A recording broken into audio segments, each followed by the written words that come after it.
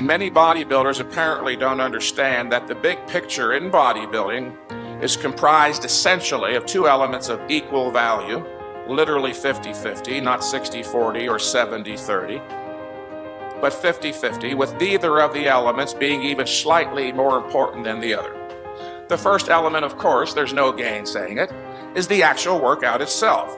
And the second element, the other 50%, just as important, is the rest period between workouts. And here's why.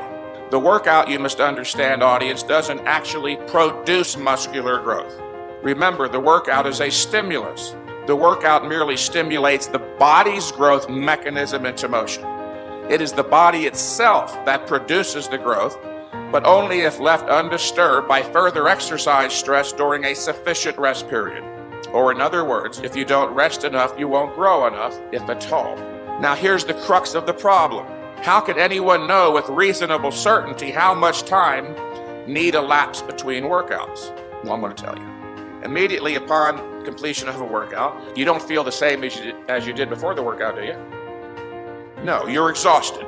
In addition to the personal experience or the subjective sense of feeling fatigued, you're also exhausted in the technical sense, in that a considerable portion of your body's resources or recovery ability was used to fuel the workout. You feel like you're in a hole.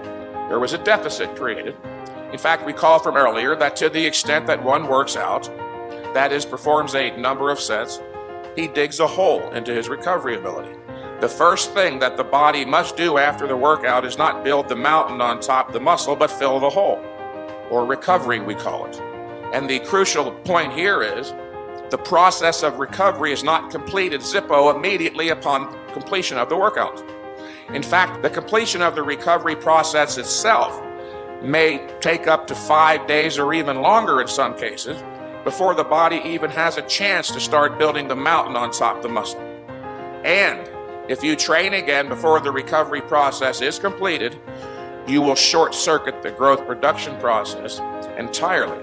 That's correct. The recovery process alone may take up to several days itself to be completed before the body has a chance to even start building the muscle. And here's the proof.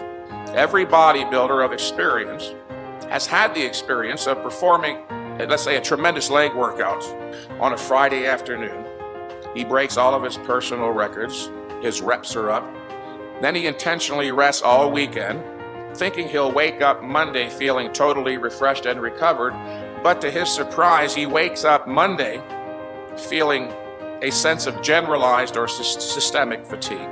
One of the chief sources of confusion on the issue of frequency is that bodybuilders don't realize that exercise, in addition to having a localized effect on the muscle being worked, also has a systemic effect. Remember, you have to rest long enough between workouts, not just for localized recovery, which actually takes place fairly quickly, even within less than hours. You must also allow enough time between workouts to allow for systemic recovery, which can take weeks, depending upon the type of training you're engaged in. Audience, if you now recognize that the rest between workouts is just as important as the workout itself, do you see where it stands to reason that there must be a perfect or optimum number of days of rest? I have learned through vast experience as a trainer that for most people, training once every 7 to 21 days is literally almost miraculous compared to any other frequency.